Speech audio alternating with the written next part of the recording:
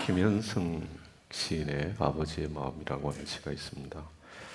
바쁜 사람들도 곧센 사람들도 바람과 같은 사람들도 집에 들어오면 아버지가 된다. 어린 것들을 위하여 난로에 불을 피우고 그네의 작은 못을 박는 아버지가 된다. 저녁 바람에 문을 닫고 낙엽을 줍는 아버지가 된다. 세상이 시끄러우면 줄에 앉은 참새의 마음으로 아버지는 어린 것들의 앞날을 생각한다. 어린 것들은 아버지의 나라다. 아버지의 동포다. 아버지의 눈에는 눈물이 보이지 않으나 아버지가 마시는 술에는 항상 보이지 않는 눈물이 절반이다. 아버지는 가장 외로운 사람이다. 아버지는 비록 영웅이 될 수도 있지만 폭탄을 만드는 사람도, 감옥을 지키던 사람도, 술 가게의 문을 닫는 사람도 집에 들어오면 아버지가 된다. 끝. 여러분, 아버지는 어떤 사람입니까? 아버지라고 하는 단어에 어머니를 넣어도 되리라 생각합니다. 부모는 어떤 사람입니까? 적어도 자녀들에게만큼은 사랑의 사람이라 할 수 있습니다. 이 사랑이 있어 오늘 자녀된 우리 모두의 삶이 있는 줄로 믿습니다. 부모의 은혜, 부모의 사랑 함께 되새겨보는 그런 귀한 주일이 되실 수 있기를 바랍니다. 이 부모 사랑의 근원은 다른 것이 아니라 바로 하나님 사랑이라 할 수 있습니다. 우리 모두의 아버지 되시는 하나님의 사랑이 있어 오늘 우리가 이 자리에 있습니다. 이 사랑을 함께 나누고 또 감사하며 살아가는 원암의 성도들 다 되시기를 바랍니다. 지난 주일에 이어서 선물을 어떻게 하나 이런 제목으로 제 말씀을 나누려고 하는데요. 자녀는 하나님께서 주신 선물이다. 127편, 시편 127편 3절에 분명하게 말씀하고 있습니다. 자녀는 선물입니다. 그런데 자녀만 선물인가 하는 생각이 들어옵니다. 여러분의 배우자는 선물입니까? 아닙니까? 분명하게 그렇게 믿으십니까? 여러분의 부모님은 어떻습니까? 부모님도 역시 선물입니다. 함께 더불어 믿음의 길을 걸어가는 여러분 옆에 앉아 계시는 성도는 또 어떻습니까? 누가 주신 선물이죠? 분명히 그렇게 믿으시나요? 네. 하나님은 전능하시고 사랑이시다 때문에 그분이 선물을 주신다면 시시하고 하찮은 선물을 주실 리가 없다. 저는 여러 번 말씀을 드렸습니다. 그런데 우리 삶을 들여다보면 과연 하나님이 주신 선물이 맞나 하는 생각을 하게 될 때가 있어요. 좀 좋은 남편 주시지, 좀 좋은 아내 주시지, 왜 이렇게 힘들고 어려운 선물을 내게 주시나? 왜 함께 이런 사람과 함께 신앙의 길을 걸어가게 하시나? 선물 주신 하나님을 타박하는 마음이 일어나는 경우들이 있습니다. 그런데 저는 분명하게 믿습니다. 우리 눈이 잘못돼서 그렇지, 우리가 깨닫지 못해서 그렇지, 하나님은 가장 좋은 선물을 주셨음을 믿습니다. 내 아내가, 내 남편이, 또는 부모님이, 자식이 내 기대의 수준에 미치지 못하더라도 내가 그걸 깨닫지 못하는 것이지, 하나님은 가장 합당한 배우자를, 가장 좋은 자녀와 부모님을 선물로 주신 줄로 믿습니다. 하나님이 전능하시기 때문에 시시한 것을 줄 수가 없어요. 우리는 연약합니다. 사람은 부족합니다. 때문에 내가 상대를 배려하고 사랑해서 좋은 것을 준다고 하지만 그것이 상대방에게 복이 아니라 화가 되는 경우도 있어요. 좋은 것을 주지 못하는 경우들이 우리에게는 있어요. 그러나 하나님은 결코 그러실 수가 없습니다. 전능하시기 때문에 그렇습니다. 그렇다면 하나님께서 이 주신 선물 안에 살아가는 오늘 우리, 어떻게 그 선물을 정말로 감사하게 받고 기뻐하며 살 수 있을까? 자녀들 어떻게 양육을 해야 되나? 어떻게 가르쳐야 되나? 나를 키워주시고 길러주신 부모님을 향해서 자녀된 본분을 어떻게 다할 것이냐? 이런 생각들을 이제 하면서 오늘 주신 말씀을 좀 함께 나누려고 합니다. 오늘 주신 말씀 삼손에 대한 말씀인데요. 본문의 배경이 이러합니다. 삼손의 부모는요, 시골에서 농사를 짓는 이름 없는 그런 사람들이었습니다. 그런데 이들 부부에게는 자녀가 없었어요. 불임 부부였습니다. 요즘 대한민국이라고 하는 나라는 자식 낳지 않게 경쟁이라도 하듯이 출산율이 뚝 떨어져 있어서 나라의 미래가 어려워지는, 아주 캄캄하게 되는 그런 현실입니다. 안 낳으려고 합니다. 하지만 자녀를 많이 갖는 것은 예로 복이었습니다. 특별히 사사시대, 이 시대에 자녀를 많이 낳는 것은 하나님의 은혜, 축복이라고 생각했어요. 그런 시대 상황 속에 불임 부부, 아들을, 딸을, 자녀를 갖지 못하는 부부의 삶은 그렇게 행복한 삶이라고 할 수 없었을 것입니다. 참 외롭습니다. 고독합니다. 그런데 어느 날 하나님의 사자가 마누아의 아내를 찾아갑니다. 그리고 뜻밖의 말씀을 전해주십니다. 그것은 다른 것이 아니라 아들 낳는 것입니다. 아들을 낳을 것이다. 이렇게 일러줍니다. 너무나 감격스러운 소식이죠. 굿뉴스죠. 그런데 하필 그의 남편 마누아는 없었습니다. 아내로부터 이 소식을 전해들은 마누아가 하나님께 기도했습니다. 하나님께서 보내셨던 하나님의 사자를 다시 보내셔서 그 사실을 좀 확증해 주시라. 그리고 그 아이를 어떻게 기르고 양육해야 될지를 가르쳐달라. 그렇게 간절히 기도했습니다. 그 기도 이후에 하나님의 사자가 다시 마누아의 아내가 밭에 있을 때 찾아갔습니다. 마누아에는 즉시 그의 남편을 불렀습니다. 그리고 함께 있을 때 여호와의 사자가 마누아에게 이르기 시작합니다. 마누아가 물었습니다. 당신이 여호와의 사자 맞습니까? 맞다. 그러면 아들 주신다고 했는데 그 아들을 어떻게 길러야 됩니까? 어떻게 양육해야 됩니까? 그럴 때 이 여호와의 사자가 하는 말이 포도주 독주 마시지 말게 하라. 부정한 것 먹지 말고 내가 네게 명령한 것 다 가르쳐 지키게 하라. 그렇게 얘기를 합니다. 이것이 본문의 배경이라고 할 수 있습니다. 이 본문 속에서 여호와의 사자, 하나님의 사자가 마누아에게 이르는 말, 아들 줄 텐데 그 아들을 포도주 독주 마시지 않는, 부정한 것 먹지 않는, 그리고 여호와의 계명과 말씀대로 가르치는 그런 아이로 양육하라고 이렇게 말씀을 하는데, 이 말씀은요, 다시 얘기하면 마누아 부부의 뜻과 생각대로 하나님이 주신 아들을 키우지 말고 하나님의 뜻대로 키우라는 얘기죠. 어떻게 보면 지극히 당연한 말씀입니다. 하나님이 주셨으니까 하나님 뜻대로 가르치고 양육해야죠. 그것이 맞죠.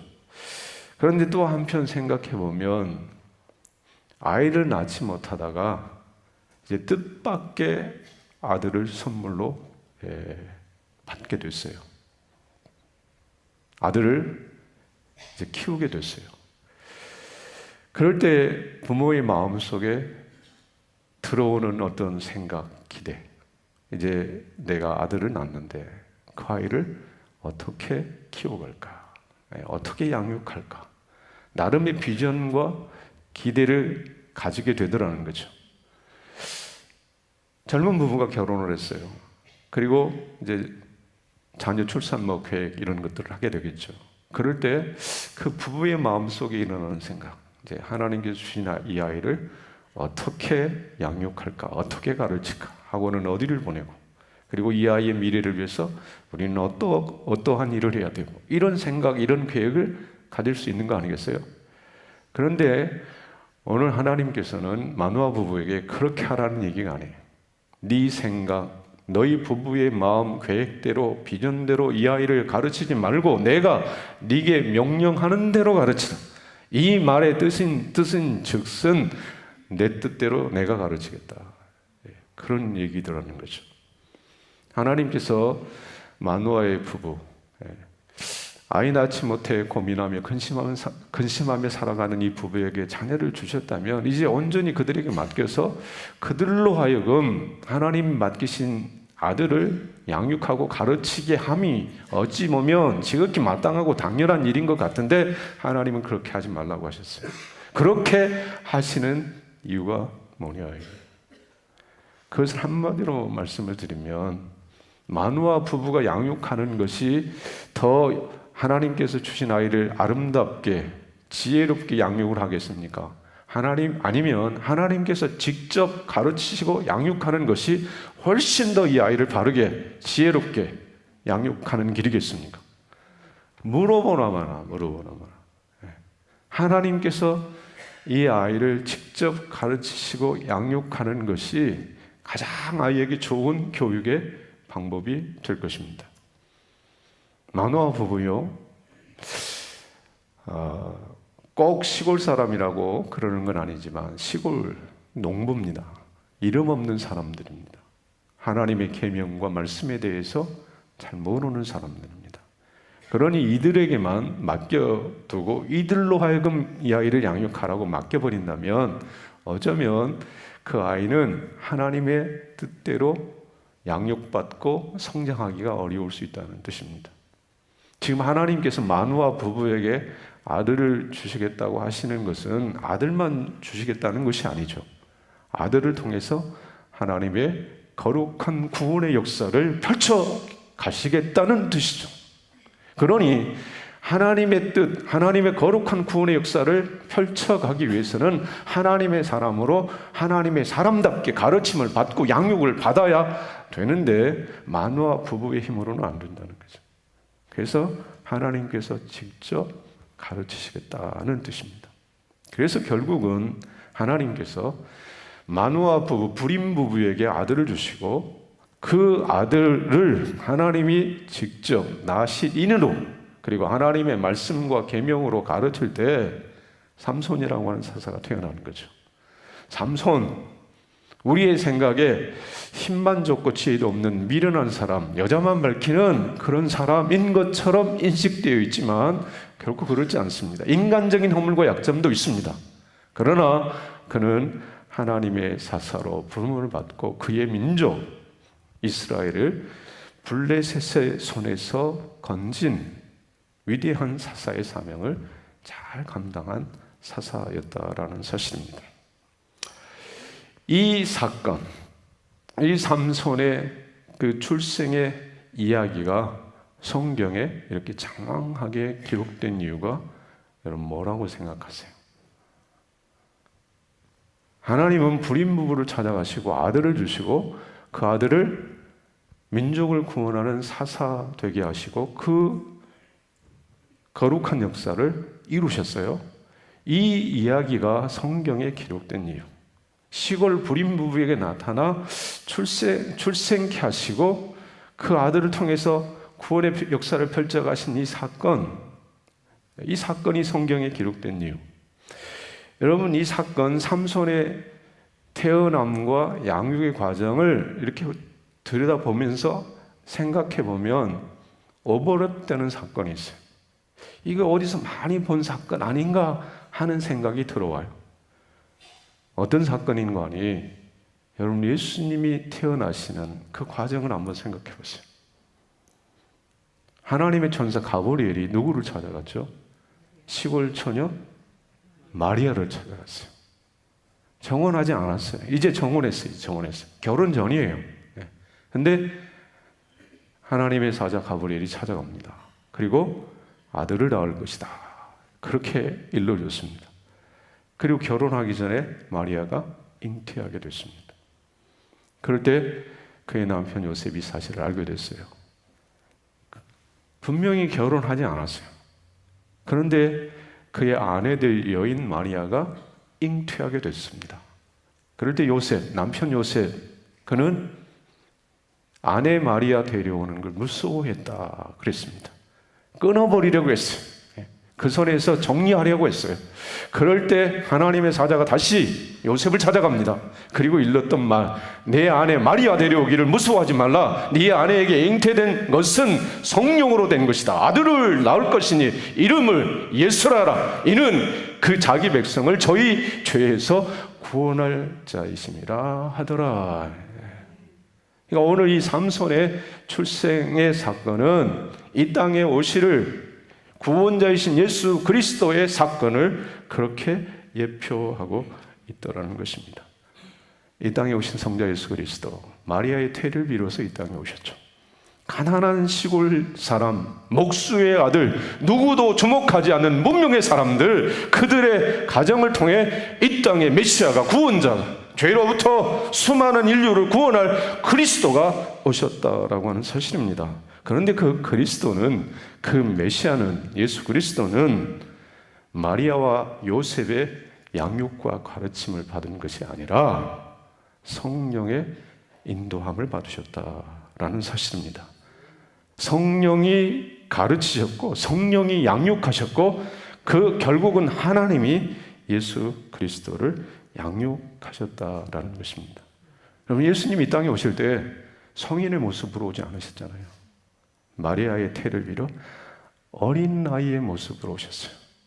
그래서 30세까지, 이 30세까지 우리와 똑같은 성경을 입은 자로 성장하고 자라셨다는 사실입니다. 그런데 그 성장 과정에 예수를 양육하신 분, 가르치신 분, 마리아, 요셉이 아니라 하나님이 가르치셨다는 거예요. 하나님이 양육하셨다라는 사실입니다. 이 사실을 통해서 우리가 분명하게 기억해야 될 것, 앞서 말씀드린 대로 구원자이신 예수 그리스도는 성부 하나님의 양육을 받으셨다는 이 한 가지, 더불어서 예수 그리스도는 하나님의 양육을 받으실 뿐만 아니라 또한 양육하고 가르치시는 사역을 감당하셨다라는 사실입니다. 예수님은 성부의 양육과 가르침 속에 성장하셨고요, 자라셨고요. 그 예수 그리스도는 이 땅에 공생애를 살아가시면서 제자들을 부르시고 제자들을 가르치시고 양육하는 양육의 모델을 보여주셨다라는 것입니다. 어떻게 제자들을 양육하고 가르치셨느냐? 예수님의 교육 방법, 양육의 방법은 한마디로 얘기하면 사랑으로 가르치셨어요. 그리고 직접 모범을 보이셨다라는 것입니다. 이렇게 해라 저렇게 해라 말로만 하시는 분이 아니라 직접 삶으로 어떠한 삶을 살아야 되는지를 보이셨는데 그 삶의 핵심은 사랑이라고 하는 사실입니다. 예수님의 12제자들을 보십시오. 함께 예수님이 부르셔서 동고동락하시잖아요. 말씀을 주시고 삶을 보이시면서 그들을 양육하고 가르치셨어요. 그런데 물론 어려움이 있었습니다. 제자들 그 가르침을 잘 받지를 못했어요. 좌충우돌하고 넘어지기도 많이 했어요. 그런데 결국 제자들은 하나님 나라를 이 땅에 선포하는 하나님의 거룩한 도구로 아름답게 쓰임받는 삶을 살아갔다라는 사실입니다. 근데 이 예수님의 양육 핵심 사랑, 이 사랑은 도대체 어떤 거냐? 두 가지를 좀 말씀을 드리려고 하는데요. 하나는 함께함입니다. 예수님의 이름 임마누엘, 하나님이 우리와 함께 하신다. 그리고 마태복음 28장 마지막 절, 볼지어다 세상 끝날까지 너희와 항상 함께 있습니다. 항상입니다. 항상. 잘하면 너희와 내가 함께 하지만 내 말 듣지 않고 내 뜻대로 살지 않으면 나는 너희들 함께 못한다, 떠난다, 이게 아니라 항상 함께 한다는 거예요. 예수님은 항상 함께 하셨고요. 그 예수님의 또 다른 사랑, 그것은 존중, 함께함과 존중, 이것이 예수님의 사랑의 어쩌면 핵심이라고도 할 수 있습니다. 여러분, 제가 지난주에 부모 면허라고 하는 책을 여러분에게 소개해 드렸는데, 혹시 책을 사야 되겠다 마음에 결심을 하신 분, 아니면 책을 구입해서 혹시 지금 읽고 계신 분 계신가요? 한 분도 안 계세요? 제 말에 파워가 없는 줄은 익히 알았지만, 근데 한번 사서 보시면, 나는 자식 없어요, 다 가버렸어요. 그래도 한번 읽어보시면 남은 인생에 피가 되고 살이 되리라 생각을 합니다. 근데 거기 보면은요, 그러니까 부모의 입장에서만 생각할 것이 아니라 또 자녀된 입장에서, 제가 앞에 하나님은 우리에게 선물로 자녀를 주셨지만 자녀만 선물이 아니라 배우자도 선물이다. 그리고 함께 믿음의 길을 걸어가는 성도도 선물이다. 다 모든 것이 선물이에요. 그러니까 이런 관계적인 차원에서 굉장히 좀 유익한 도움을 받을 수 있는 책이라고 생각을 합니다. 그러니 한번 사서 보시면 좋겠어요. 근데 그 책에 보니까 이 예수님의 교육, 양육의 키 중에 키는 사랑이라고 했는데, 그 사랑은 어떤 거냐면 첫째가 함께합니다. 임마누엘이다 말씀을 드렸는데요. 이제 이분의 케이스, 박인경이라고 하는 저자의 케이스를 말씀을 드리는 거예요. 이분에게 딸이 있는데, 딸이 수혈 맞는 중에 그리스도의 보혈의 피가 흘러오는 듯한 그런 감동, 그러면서 이 딸이 거듭나고 그때부터 삶이 달라졌다고 말씀을 드렸는데요. 이 딸이 고3 때 갑자기 성악을 하겠다고 그 폭탄 선언 같은 그 선언을 했다고 합니다. 그러니까 고등학교 때 대학 입시를 얼마 남지 않은 상황에서 성악을 하겠다. 이게 어려운 거잖아요. 쉬운 일이 아니잖아요. 성악이 하루아침에 이루어지는 게 아니지 않습니까? 그런데 이 딸이 그렇게 하겠다는 거예요. 만약에 여러분의 자녀가 고3, 고등학생인데 이렇게 얘기하면 여러분 어떻게 하겠어요? 야, 너 돌았냐? 지금 미쳤냐? 지금 시간이 지금 어느 때인데 이제서야 성악을 하겠다고 해. 뭐 이렇게 막 면박을 주고 구박을 줄 수 있을 텐데, 이 부모는 그렇게 하지 않았다고 합니다. 일단 그래. 일단 기도해보자. 일단 뭐부터 하셔야 된다? 아무리 여러분의 생각에 상식에 맞지 않아도 뭐부터 하셔야 된다? 기도부터. 우리는 믿는 사람, 하나님 인도하심을 받아야 되잖아요. 기도부터. 그리고 다른 집 아들을 보니까 성악하겠다고 그래서 그냥 가출해버리더래요. 그러니까 이 딸도 가출하면 안 되잖아. 그래서 기도했더니 하나님께서 마음을 주시더래요. 그래서 이제 이 딸이 원하는 대로 이제 성악 공부를 시켜야 되는데, 레슨을 받아야 되는데, 레슨 선생님을 찾았어요. 찾아보니까 인천에 계시더래요. 그때 당시 이분의 집은 일산이었다고 합니다. 일산에서 인천까지. 어느 정도 뭔지는 제가 잘 모르겠어요. 그런데 가까운 거리는 아닌 것 같아요. 일산에서 인천까지 일주일에 한 번씩 딸을 이제 태워다 주고 거기서 레슨을 받고 집으로 이렇게 데려오는 그런 일인데, 당시 이 저자는 여자분이신데 운전을 못할 때라고 합니다. 남편이 딸을 일산에서 인천까지 태워다 주고 레슨 끝날 때까지 기다렸다가 다시 태워와야 되는 그런 상황이었어요. 그러니까 레슨 시간 동안 그 레슨하는 선생님 집 곁에 차를 파킹하고 차 안에서 기다리는 거예요. 그러니까 이 남편도 쉽지 않고 딸로서는 굉장히 미안한 거예요. 아빠가 회사 일 마치고 많은 길 달려와서 또 레슨 끝날 때까지 기다려야 되니까 얼마나 미안한 마음이 있겠어요. 그리고 남편도 사실은 많이 피곤하고. 그런데 이런 상황 속에서 이 아버지가 딸에게 이런 편지를 적어 주었다고 합니다. 이렇게 적었어요. 선생님 집 창가에서 애은이 노랫소리를 듣고 있으면, 딸의 이름이 애은입니다. 아빠는 연인의 창가에서 세레나데를 듣는 것처럼 행복하단다. 좋은 아빠입니까? 네. 굉장히 좋은 아빠죠. 이제 성악 레슨을 받는 거예요. 근데 노래를 하면 얼마나 잘하겠어요. 그런데 무슨 세레나데에 그런데 그 시간을 함께 있으면서 딸을 격려하니 얼마나 딸에게 힘이 되었겠느냐 말이죠. 사랑은 어떤 거냐? 함께 하는 거예요. 함께 하는 거예요.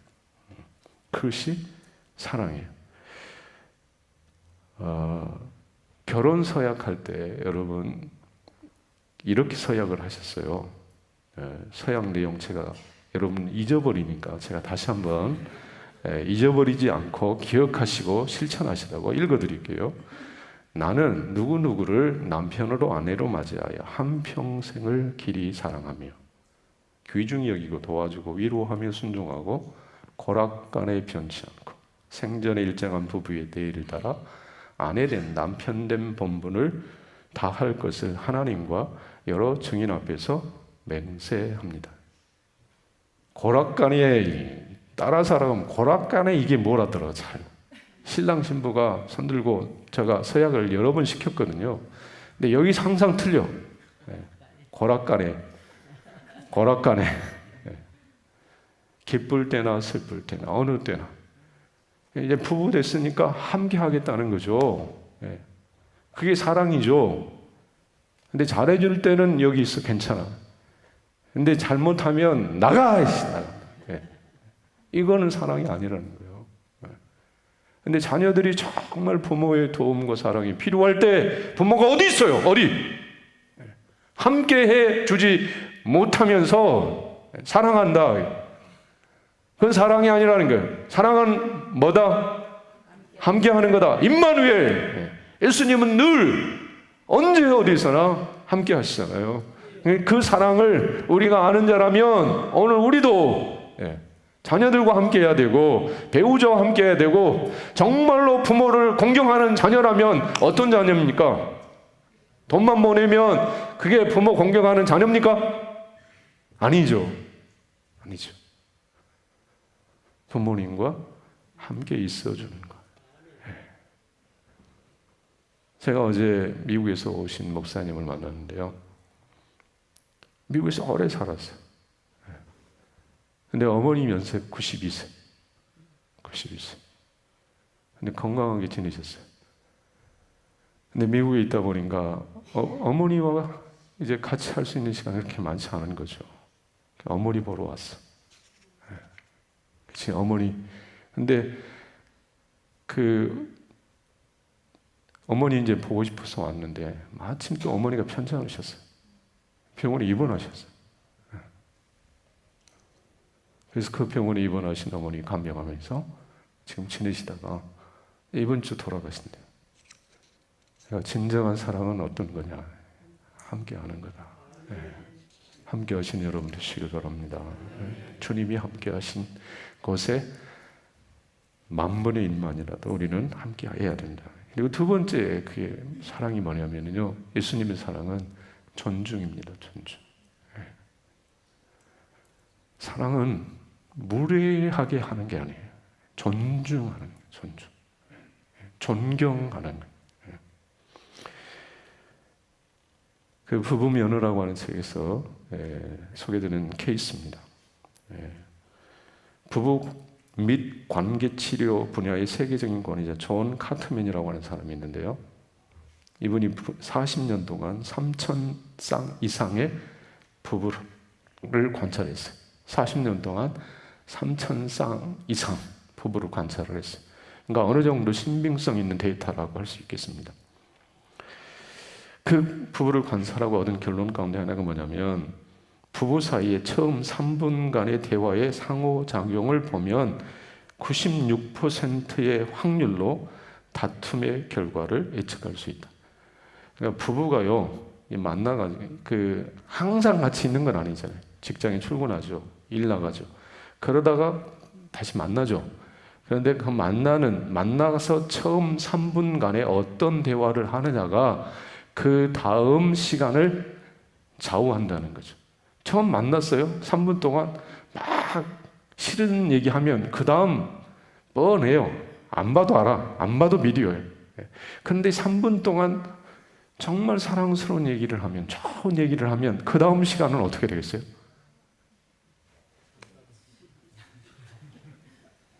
천국을 맛보는 거죠. 예. 그래서 처음 3분간의 이 시간 대화가 굉장히 중요하다는 거예요. 예. 그래서 이분이 한 게 뭐냐면 문인사를 했대요. 문인사. 여러분 요즘은 집에 들어갈 때 여러분 어떻게 들어가시죠? 초인종 누르면 아내가 뛰어나와서 아이고 수고하셨습니다 이렇게 맞는 집이 없죠. 번호키 누르고 들어가면 들어온지도 몰라. 예. 근데 이분은 이제 남편이 들어올 시간쯤 되면 귀를 쫑긋 채우고 있다가 들어오는 소리가 나가면 그냥 쭈루루 달려가가지고 고개를 숙여 인사를 하고, 고개 숙인다는 말은 없는데 하여튼 남편을 환영하는 거예요. 환영. 예. 예. 환영합니다. 오늘도 수고하셨습니다. 정말 애쓰셨습니다. 예. 얼마나 오늘 하루 수고 많으셨어요. 이렇게 맞아주는 거예요. 이렇게 맞아주는 아내한테 남편이 뭐라고 그러겠어요? 집안 살림 어디 한번 검사를 한번 해보자 오늘. 당신 오늘 하루 종일 뭐 했어? 이런 얘기를 할 리가 없는 거죠. 마음이 그냥 푸근해져요. 예. 다 용납이 돼요. 예. 근데 이분이 이렇게 문인사를 하게 된 그 어떤 그 근원을 추적해 보니까 친정 아버지가 초등학교 때 이분에게 들려준 얘기가 있었다고 합니다. 이런 얘기입니다. 일본 여자들은 남편이 퇴근해서 집에 들어올 때면 미닫이 문 앞에 무릎을 꿇고 엎드려서는 고개 숙여 인사를 하고 오늘도 우리 가족을 위해 정말 수고 많으셨어요 라고 하며 옷이나 가방을 들어준다. 웃으신 분 계신 이상하신 분들은 지금 이분도 이 얘기를 들을 때 반감이 좀 일어났대요. 예. 그런데 하여튼 계속해서 아버지가 이렇게 얘기하셨어요. 남편들이 온종일 일에 시달리고 사람 때문에 힘들어도 아내의 인사와 따뜻한 말 한마디에 범눈 녹듯이 사라졌겠지. 거지가 되어 들어왔던 남편은 다음날 아침에는 임금이 되어 가슴을 쫙 펴고 출근하게 되는 거야. 이렇게 일본이 이렇게 강대국이 된 데는 일본 남자들 뒤에 일본 여인들의 저녁이 있었던 거야. 날마다 남편을 사회로 힘차게 출근시키는 아내들이 진정한 일본 발전의 주역이라고 아버지는 생각한다. 딸, 꼭 기억해라. 아멘 안 하십니까? 이거는 남편, 아내들에게만 해당되는 얘기가 아니고요. 남편에게도 해당되는 얘기라고 생각해요. 자, 오늘부터 우남교회 성도들은 귀를 쫑긋이 세우고 남편이 들어오나 아내가 들어오나 꼭 쫑긋이 귀를 세우고 계시다가 문이 열리는 소리가 들으면 쪼르르 문 앞으로 달려가서 90도 인사를 하셔야 돼요. 하시겠다는 분 아멘. 꼭 하시기를 바라요. 한번 해보세요. 하세요. 네. 이게 뭐냐? 존중. 네. 아내만 하라는 얘기가 아니라 남편도 하세요. 네, 남편도 아내가 언제 들어올지는 몰라 사실은. 네. 그러면 오늘부터 집에 가서 번호키 그냥 떼버리세요. 그리고 옛날 방식으로 초인종 누르는 걸로 한번 해보세요. 그래서 누가 들어오든지 우리는 문 앞에서 가서 인사한다. 정말 수고했다고. 정말 당신 때문에 나는 행복하다. 그렇게 해보면 집안의 분위기가 달라지지 않을까. 존중해 보시라는 거죠. 주님이 죄인된 우리를 여기시잖아요. 존중해 주시잖아요. 그러니까 사랑은 다른 것이 아니에요. 존중이에요. 그리고 아주 중요한 것, 그것은 말씀입니다. 말씀. 예수님의 양육 방법 중에 사랑과 더불어서 말씀이요. 말씀이 있어야 돼요. 그러니까 누구에게도, 자녀에게도 말씀이 필요하고 부모에게도, 배우자에게도, 모두에게도 말씀이 필요하다. 말씀이 이끄는 인생이 되어야 된다.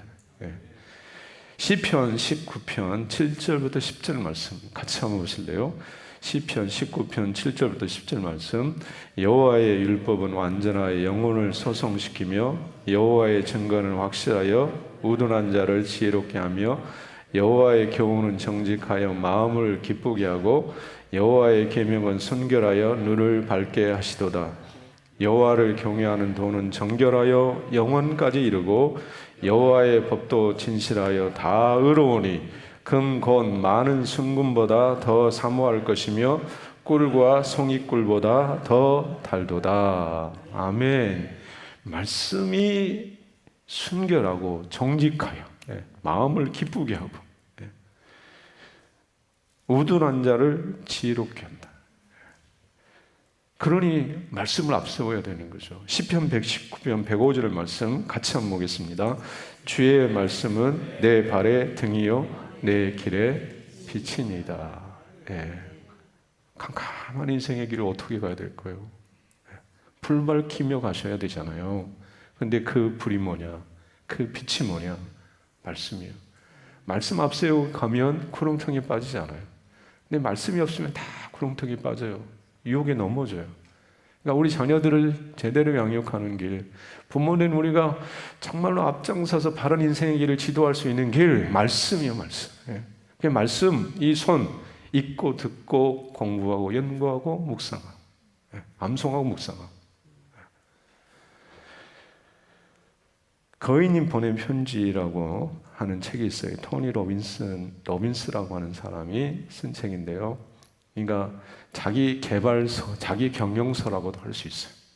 그러니까 어떻게 하면 오늘 그러니까 우리는 자기 어떤 그 경영, 개발 이걸 그냥 무시할 수 없는 영역이잖아요. 근데 그 중에 이분이 이제 마음 훈련을 해야 된다. 그러니까 여러분 우리 마음속에 온갖 잡다한 생각들이 많이 들어오잖아요. 염려의 생각, 불안한 마음들 많이 들어오잖아요. 그런 것들을 없애고 긍정적으로 정말 마음을 유지하고 가꾸는 비결을 얘기하는데 10일간의 마음 훈련이라고 하는 그런 챕터가 있습니다. 이렇게 하라는 거예요. 10일간의 마음 훈련. 앞으로 열흘 동안 나쁜 생각이나 느낌, 질문, 단어, 비유를 접했을 때 그것에 매달리지 않는다. 10일 동안 한번 해보라는 거예요. 마음 훈련을 해보라는 거예요. 10일 동안. 부정적인 감정에 집중하고 있는 자신을 발견하면 즉시 거기에서 벗어날 수 있는 질문을 스스로에게 던져라. 일어나면 삶에 활력을 주는 아침 질문을 한다. 밤에 잠자리에 들기 직전에는 저녁을 기분 좋게 마무리하기 위한 질문을 던져보라. 네 번째, 10일 동안은 문제가 아닌 오로지 해결책에만 집중한다. 다섯 번째, 안 좋은 생각이나 질문, 느낌이 떠오르더라도 심하게 자책하지 말고 즉시 생각이나 기분을 전하라. 이 시간 다 말씀드릴 수 없고 이런 마음의 훈련을 위해서도 나름의 어떤 그 노하우를 가지고 이렇게 얘기하는데 이런 마음을 다스리는 최고의 능력, 힘 그게 뭐냐? 저는 말씀이라고 생각해요. 말씀으로 우리 생각을, 마음을 충만하게 채우면 말씀이 지배하는 인생이 되는 거죠. 염려와 근심과 불안을 없애 자유한 인생이 되는 거죠. 그러면 행복한 인생의 길을 걸어갈 수 있는 것 아니겠습니까? 그래서 말씀을 앞세우며 달려가시는, 말씀을 사랑하며 사시는, 그래서 정말로 모든 관계 속에 부모, 자식, 그리고 부부 간에, 그리고 성도 간에 말씀을 앞세우고 말씀 따라 순종하면 거기에 아름다운 역사 있을 줄로 믿습니다. 행복한 가정의 비결, 부부의 비결, 자녀 교육의 비결, 말씀에 있음을 기억하고 말씀을 사랑하시고 말씀을 앞세워 달려가시는 우리 성도들 다 되시기를 주님의 이름으로 축복합니다. 존귀하신 주여, 이 어버이 주일에 우리에게 선물로 주신 부모님 그리고 배우자, 자녀들 어떻게 대해야 할지를 말씀해 주심에 주여 이 말씀 가슴 담고 늘 사랑하며 말씀을 앞세우며 살아 하나님께서 선물로 주신 그 모든 이들이 참으로 행복하고 또 하나님 주신 귀한 역사들을 잘 이루어갈 수 있도록 은혜를 베풀어 주시옵소서. 예수님의 이름으로 기도드리옵나이다. 아멘.